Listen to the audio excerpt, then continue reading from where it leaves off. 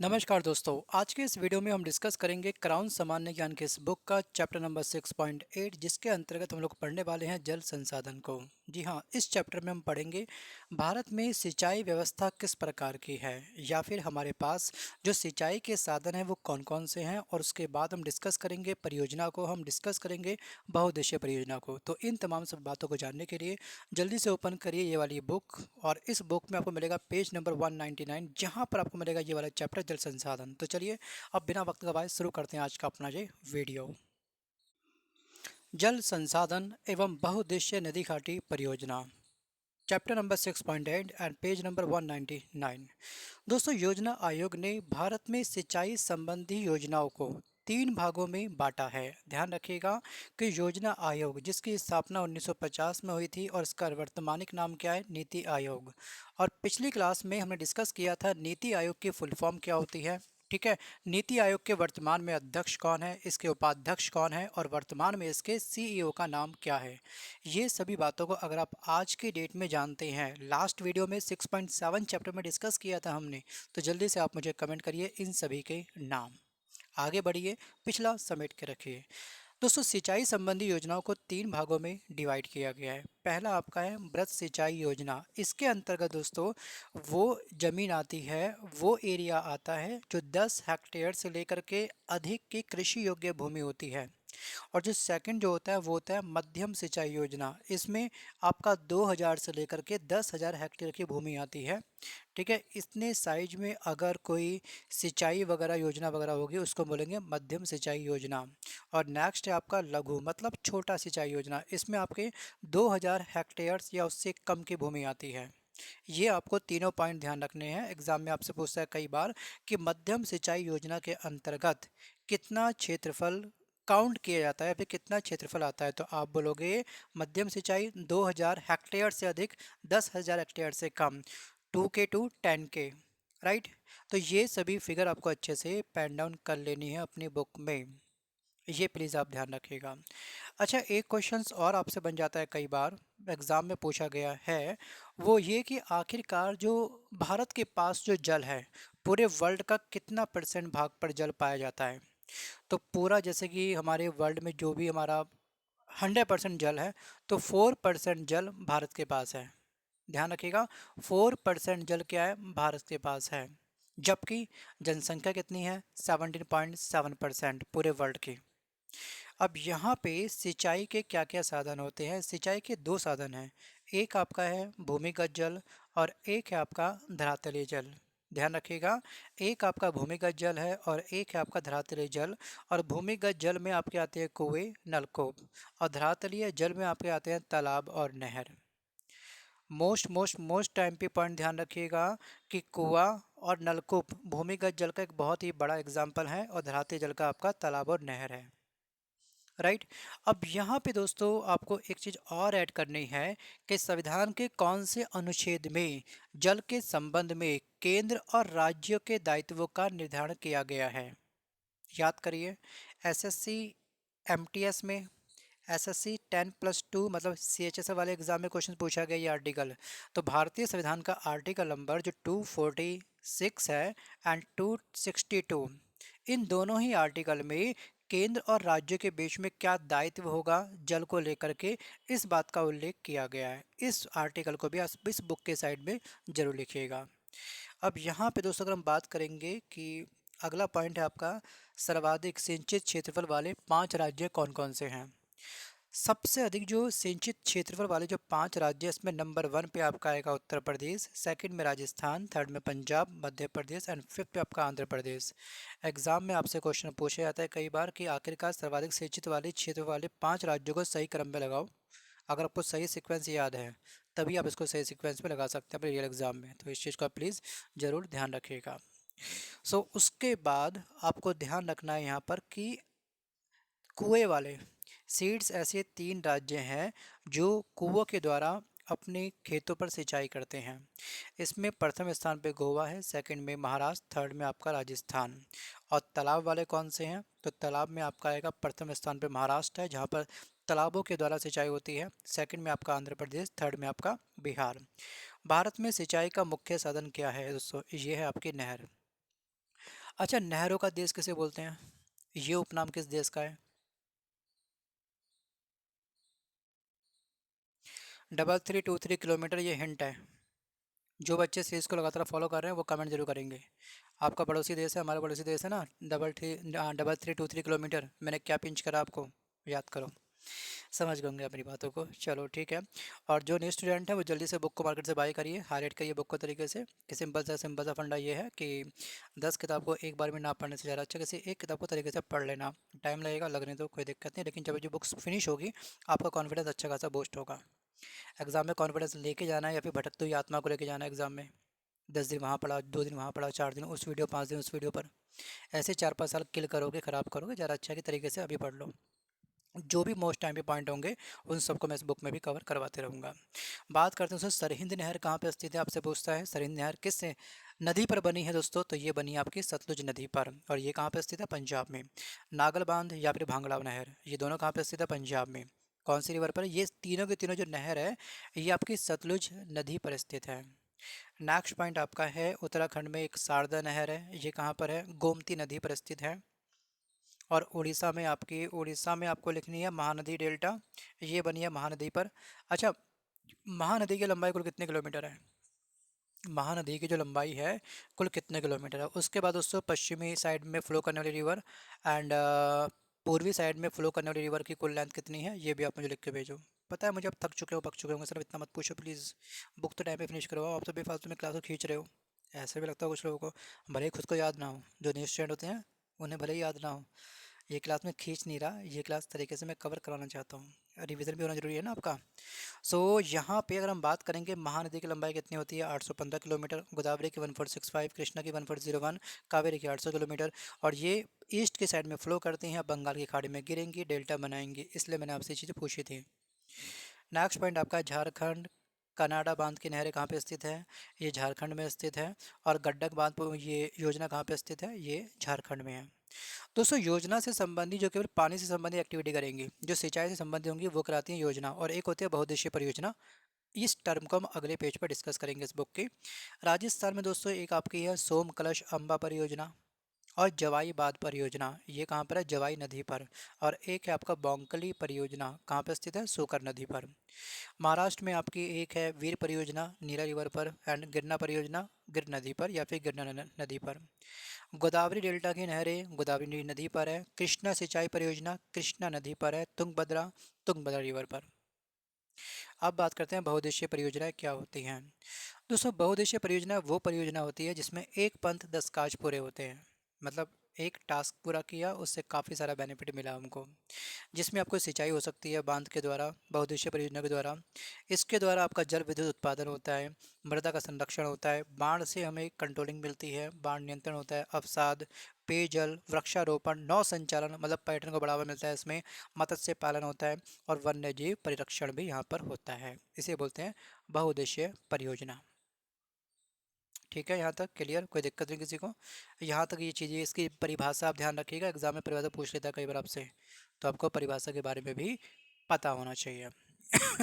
So sorry. अच्छा, बहुउद्देशीय परियोजना को एक अन्य नाम से भी जाना जाता है, उसको बोलते हैं आधुनिक भारत का मंदिर या फिर तीर्थ स्थल। अब बहुउद्देशीय परियोजना को तीर्थ स्थल की संख्या किस व्यक्ति ने दी थी? एग्जाम में क्वेश्चन पूछा गया है, यूपी ट्रिपल एस सी में, एमपीएसए के एग्जाम में पूछा गया था, और यही सेम क्वेश्चन अगर चकबंदी लेखपाल में पूछा गया था। तो ये थे पर्सनैलिटी जवाहरलाल नेहरू।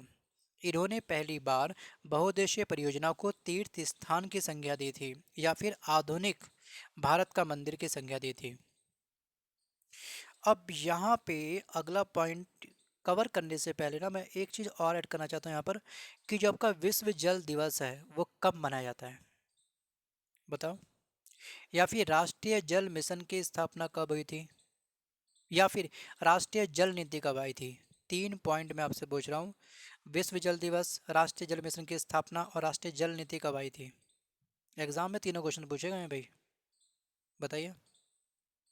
राष्ट्रीय जल मिशन 2011, 22 मार्च जल दिवस, राष्ट्रीय जल नीति 2012 को स्थापित हुई थी या आई थी। चलो, दामोदर घाटी परियोजना। दामोदर घाटी परियोजना दामोदर नदी पर स्थित है। और ये किन राज्यों में स्थित है? ये झारखंड व पश्चिम बंगाल में स्थित है। तो ये लाभान्वित करती है, जो लाभ पहुंचाती है, मैंने बताया ना बहुउद्देशीय परियोजना पर्यटन को बढ़ावा मिलेगा, ठीक है, और बाढ़ का नियंत्रण होगा। तो ये कहीं ना कहीं लाभ पहुंचा रही है। कोई बहुउद्देशीय परियोजना किसी एक राज्य को डेडिकेटेड लाभ पहुंचा सकती है, और कभी कभी कुछ परियोजना बहुउद्देशीय परियोजना ऐसी होती है जो मल्टीपल राज्यों को हेल्प करती है, और कुछ बहुउद्देशीय परियोजना ये होती है कि एक स्टेट को लाभ पहुंचाएगी और अदर कंट्री जो हमारे पड़ोसी देश है उसको भी लाभ पहुंचाती है। तो इसी लिस्ट को हम यहाँ पे अब डिस्कस करने वाले हैं। इस दामोदर घाटी परियोजना में विद्युत उत्पादन होता है, बाढ़ का नियंत्रण होता है और सिंचाई होती है। नेक्स्ट पॉइंट आपका भांगड़ा नागल परियोजना। ये बनी है आपकी सतलुज नदी पर। ये पंजाब को, हरियाणा को और राजस्थान को लाभान्वित करती है। ये एक जल विद्युत एवं सिंचाई परियोजना है। यहाँ पे पर्यटन वगैरह संबंधी कुछ कार्य नहीं होते हैं, मत्स्य पालन यहाँ पे नहीं होता, केवल दो एक्टिविटी होती है, एक तो जल विद्युत का उत्पादन होता है और एक सिंचाई व्यवस्था यहाँ पे दी गई है। नेक्स्ट पॉइंट आपका है कोसी परियोजना, कोसी नदी पर। अब दोस्तों ये आपका है बिहार और नेपाल के मध्य स्थित है। ये बिहार को हेल्प करेगी और नेपाल को हेल्प करेगी। यहाँ पर बाढ़ नियंत्रण, सिंचाई एवं जल विद्युत परियोजना ये होती है। हीराकुंड परियोजना महानदी पर उड़ीसा में स्थित है। चंबल परियोजना 6 नंबर के दृष्टि से देखिए, 6 नंबर में हम पहुंच चुके हैं। चंबल परियोजना, चंबल राजस्थान में मध्य प्रदेश।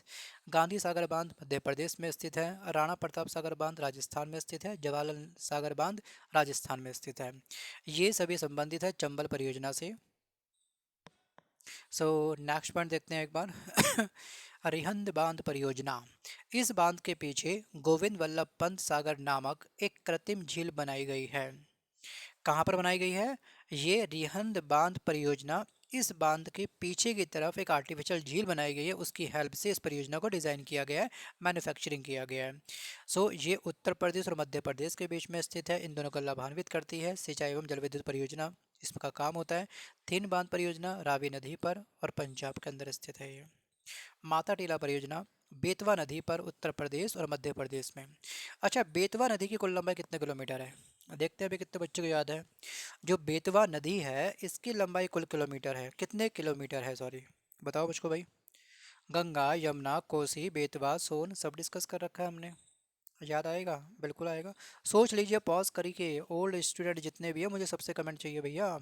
और जिसकी सोच काफ़ी छोटी है या फिर बहुत ही छोटी सोच है, इसको लगता है कि कमेंट करने से मेरे को मॉनेटरी बेनिफिट होगा, ऐसे बच्चे प्लीज़ क्लास को क्विट कर जाइए। चैनल को सब्सक्राइब तो आपने किया ही नहीं होगा और करना भी मत, आवश्यक नहीं है आपके लिए। बात कड़वी है बट सच है, क्योंकि सच बात में पॉइंट होता है, पॉइंट हमेशा आउच चुभता बहुत है। Think about it. चलो ठीक है। मैंने क्या पूछा आपसे? मैंने पूछा बेतवा नदी की लंबाई कुल कितने किलोमीटर होती है? बेतवा की लंबाई होती है 480 किलोमीटर, राइट। और जो सोन नदी थी उसकी लंबाई होती है 780 किलोमीटर। गंगा की 2525, यमुना की 1375। याद आ गया? चलो नेक्स्ट पॉइंट आपका है फरक्का बैरेज परियोजना। ये बनी है आपकी हुगली नदी पर और ये लाभान्वित करती है पश्चिम बंगाल को। नेक्स्ट पॉइंट आपका है नर्मदा घाटी परियोजना और ये बनी है नर्मदा नदी पर। नर्मदा नदी का फ्लो कहाँ पे होता है? ये होता है वेस्ट की साइड में। क्या वेस्ट की साइड में? ये पश्चिम की ओर बहने वाली रिवर है। डेल्टा बनाएगी या नहीं बनाएगी? भाई पश्चिम की साइड में जो भी रिवर होती है जैसे कि साबरमती, माही, नर्मदा, तापी, लूनी, ये सभी रिवर डेल्टा बनाती हैं, यस या फिर नो? जल्दी से आप मुझे कमेंट करके बताइए। और हो सके इन पांचों रिवर की आप मुझे लेंथ लिख के भेज दो। अगर ओरिजिन आपको पता है, उद्गम स्थल आपको पता है, ये भी लिख के भेज देना। इसी से तो कॉन्फिडेंस बढ़ेगा। वरना निहार रहे हो, वीडियो को ताड़ रहे हो, बस घंटे खराब कर रहे हो, अपने सर के ऊपर से निकल रहा है। डाटा खर्च क्यों कर रहे हो अपना भाई? टाइम पास क्यों कर रहे हो? इसलिए कहता हूँ कमेंट करोगे आपका अटेंशन इस वीडियो के प्रति ज़्यादा बनेगा। नर्मदा नदी की दोस्तों कुल लंबाई होती है 1312 किलोमीटर। अमरकंटक पहाड़ी जो मध्य प्रदेश में, वहाँ से इसका ओरिजिन होता है, राइट। साबरमती 371, माही 585, तापी 724, लूनी 320। अब बढ़ते हैं अपने अगले क्वेश्चंस की ओर कि तुंगभद्रा परियोजना तुंगभद्रा नदी पर है, कर्नाटक एवं आंध्र प्रदेश को लाभान्वित करती है, ये मतलब कि हेल्प करती है, उसको बेनिफिट पहुंचाती है। और नागार्जुन सागर परियोजना कृष्णा नदी पर है और ये लाभान्वित करती है आंध्र प्रदेश को। सलाल परियोजना चिनाब नदी पर और जम्मू कश्मीर, चिनाब नदी पर, जम्मू कश्मीर। अब दोस्तों लगे हाथों आप ना चिनाब नदी की कुल लंबाई कितने किलोमीटर है ये भी लिख दो। इसी के साइड में ना ब्रैकेट में करके चिनाब नदी की कुल लंबाई कितने किलोमीटर है कोष्टक में ब्रैकेट बना के लिख लीजिएगा, सर्च करिए थोड़ा सा आप भी। कहाँ गया चिनाब चिनाब चिनाब, हाँ ये रहा 25। पंचम पाद परियोजना गोदावरी नदी पर स्थित है। कहाँ पर स्थित है? गोदावरी नदी पर स्थित है। 1465 किलोमीटर की लंबाई है। और कहाँ गया? हाँ, आंध्र प्रदेश में। अलमाटी बांध परियोजना कृष्णा रिवर पर आंध्र प्रदेश, कर्नाटक और महाराष्ट्र को जलाभारित करती है। इडुक्की परियोजना पेरियार नदी पर केरल पर स्थित है। ये जल विद्युत परियोजना है। पता है, वैसे वास्तव में अगर देखा जाए तो मैक्सिमम जो विद्युत परियोजना होती है उसका दो ही मेन काम होते हैं। या तो सिंचाई के लिए काम आती है परियोजना, या फिर जल विद्युत उत्पादन में। क्योंकि बिजली की आवश्यकता हर एक स्टेट को है भाई। भले ही सिंचाई थोड़ा बहुत उपज हो जाएगा, लेकिन बिजली सबको चाहिए। तो इसलिए यहाँ पर आपको ध्यान रखना है, शिव समुद्रम परियोजना कावेरी नदी पर स्थित है, कर्नाटक को हेल्प करेगी ये। और ये आपके जल विद्युत परियोजना है। शरावती परियोजना शरावती नदी पर कर्नाटक में स्थित है, जल विद्युत परियोजना। अच्छा, यहाँ पे ना एक वो जलप्रपात स्थित है आपका शरावती नदी पर, उसका नाम क्या था? जब ज्योग्राफी के अंदर हमने जलप्रपात का डिस्कस किया था, उसमें आपको मैंने बताया था शरावती रिवर 260 उसकी ऊंचाई, कर्नाटक। जलप्रपात कौन सा है ये? भूल रहे हो बच्चे आप, लग रहा है मुझको। सारी मेहनत पे पानी फेर रहे हो अब हमारी।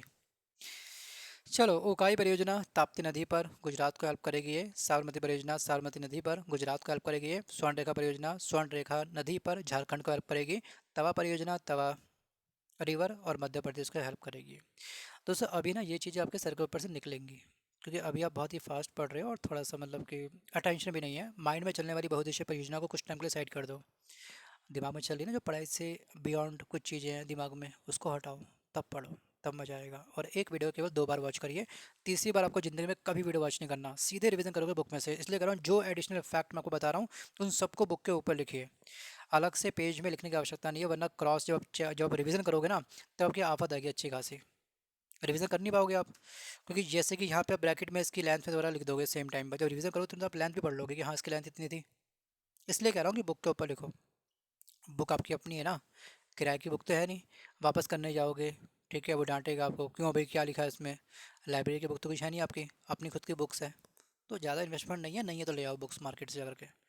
तुलबुल परियोजना झेलम नदी पर जम्मू कश्मीर में, शारदा परियोजना शारदा नदी पर उत्तर प्रदेश में। बाकी आप परियोजना स्किप कर सकते हो। बाकी ज्ञानवर्धन के लिए पढ़ना चाहो, रिटायरमेंट के बाद आप पढ़ लीजिएगा आराम से, फिर सिलेक्शन के बाद पढ़ लीजिएगा। भद्रा परियोजना भद्रा नदी पर कर्नाटक में, गिरना परियोजना गिरना रिवर महाराष्ट्र में। अब दोस्तों, हमारी कुछ परियोजनाएं हैं जो हमारे पड़ोसी देशों के साथ में कुछ परियोजना लगती हैं, जो हम पड़ोसी देशों के साथ में अपनी परियोजना साझा करते हैं, जल विद्युत परियोजना साझा करते हैं।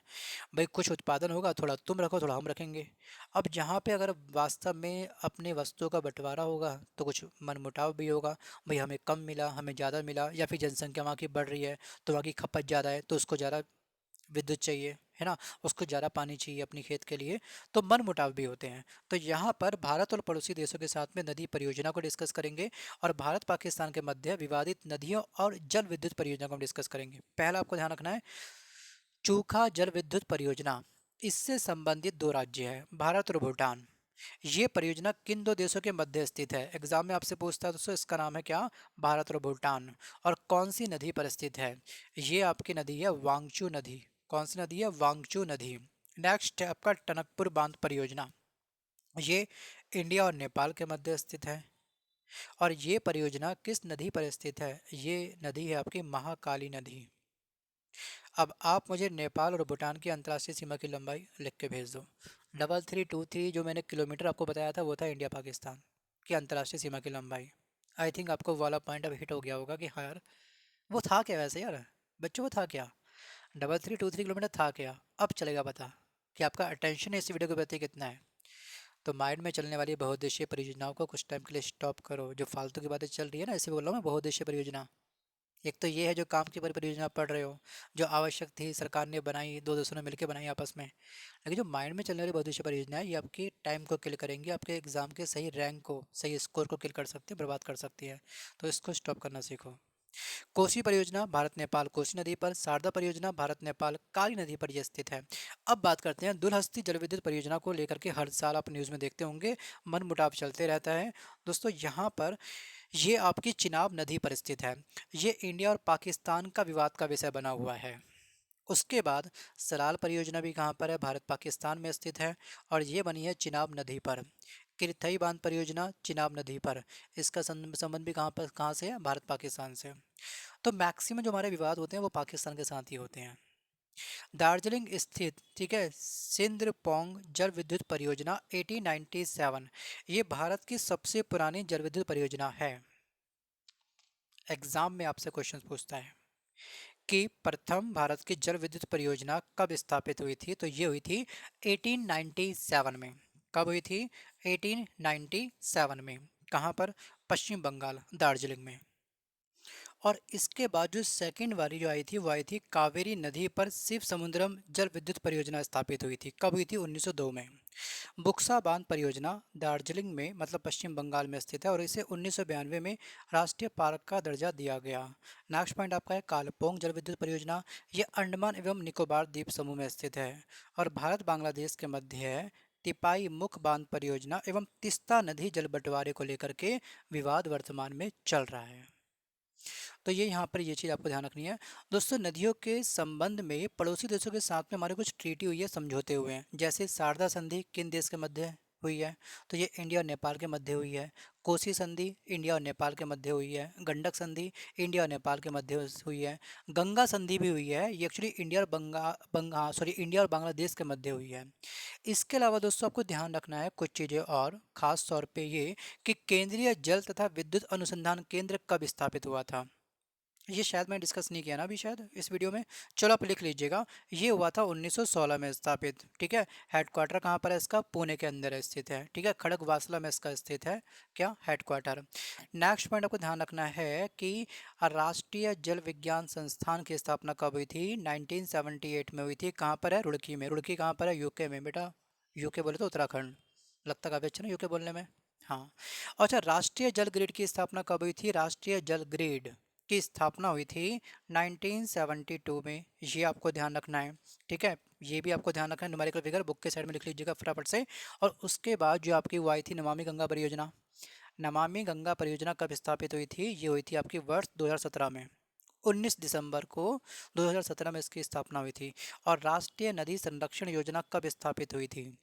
तो ये राष्ट्रीय नदी संरक्षण योजना स्थापित हुई थी 1985 में। ध्यान रखिएगा।